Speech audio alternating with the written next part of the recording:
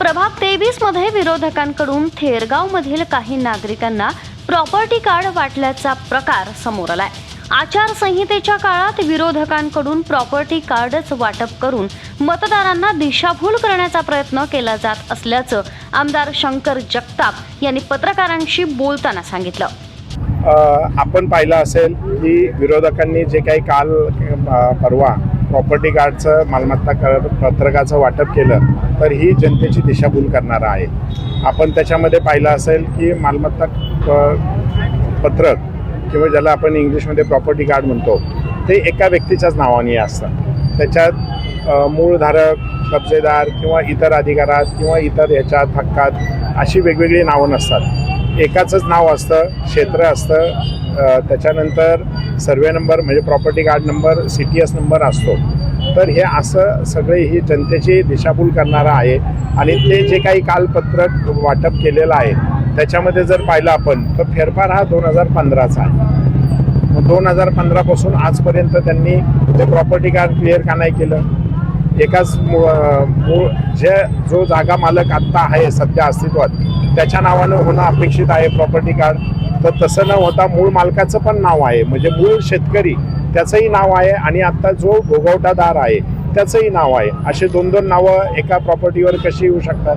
तर ही दिशाभूल करण्याचं काम विरोधकांनी थांबवावं। जनता ही सुज्ञ आहे, जनतेला माहिती आहे खरं कोण आहे आणि खोटं कोण आहे। कालच आमचे महसूल मंत्री माननीय चंद्रशेखर बावनकुळे साहेबांनी थेरगावमधील जनतेला नव्हे तर पूर्ण महाराष्ट्रातील जनतेला आश्वासित केलेलं आहे की मी नाममात्र दरामध्ये ड्रोनच्याद्वारे सर्वेक्षण करून प्रत्येकाला प्रॉपर्टी कार्ड देण्याचं काम हे किंवा देण्याचं आश्वासन हे माननीय चंद्रशेखर बावनकुळे महसूल मंत्र्यांनी केलेलं आहे। आणि 100% आपण पाहिलं असेल की आत्ता त्यांनी महसूल क्षेत्रामध्ये महसुली विभागामध्ये जे जे ऐतिहासिक निर्णय घेतलेले आहेत त्या ऐतिहासिक निर्णयामध्ये हा एक निर्णय निश्चितच असेल।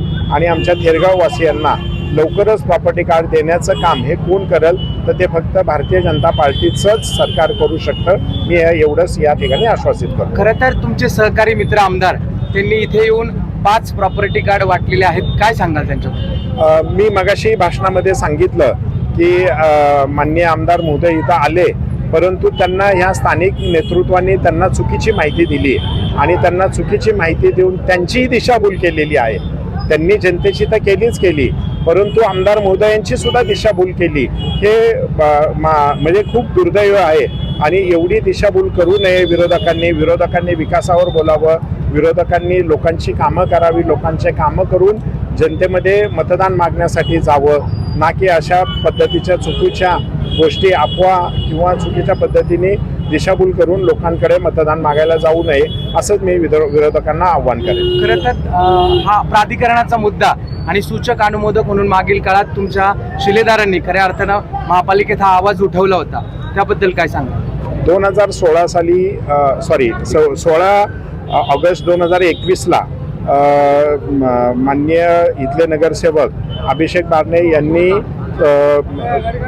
महापालिकेच्या सभागृहामध्ये महासभेमध्ये हा विषय मांडला आणि या विषयाला अनुमोदन स्वर्गीय आमच्या अर्चनाताई बारणे यांनी त्यांना अनुमोदन दिलं आणि जवळपास 81 नगरसेवकांनी अनुमोदन देऊन 1 रुपया नाममात्र दरामध्ये शासनाकडे प्रस्ताव पाठवलेला आहे की तो एकमात्र दरामध्ये या आमच्या सगळ्या ज्या काही प्रॉपर्टी आहेत, मालमत्ता आहेत, त्याचं प्रॉपर्टी कार्ड आम्हाला 1 रुपया दरामध्ये करून द्यावं असा ठराव हा महापालिकेने नगरविकासकडे पाठवलेला आहे।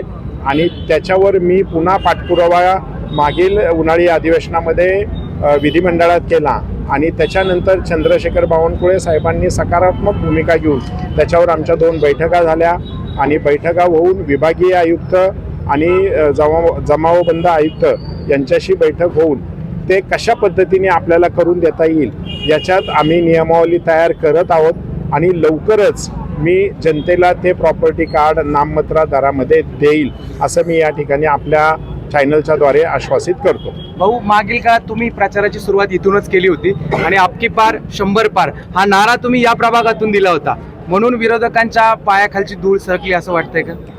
निश्चितच आपण पाहिलं असेल की ज्या पद्धतीने भारतीय जनता पार्टीचे 2017 ते आत्तापर्यंत जी विकास कामं झालीत आणि ज्या ताकदीने इथल्या कार्यकर्त्यांनी जनतेचं काम केलेलं आहे आणि आपण पाहिलं असेल की आत्ताच मागील महिन्यामध्ये नगरपंचायत असेल, नगर परिषद असेल, या ठिकाणी म्हणजे 288 पैकी जवळपास 133 नगराध्यक्ष हे भारतीय जनता पार्टीचे महाराष्ट्रामध्ये आलेले आहेत आणि ते विरोधकांना समजलेलं आहे की पुन्हा एकदा महापालिकेमध्ये पण जास्तीत जास्त महापालिकेचे महापौर हे भारतीय जनता पार्टीचेच होणार आहे. हे विरोधकांनी ज्ञात आहे, म्हणून विरोधकांच्या पायाखालची वाळू सरकली, म्हणून असे ते आता लोकांना फसवेगिरीचे हे त्यांचे धंदे चालू झालेले आहेत.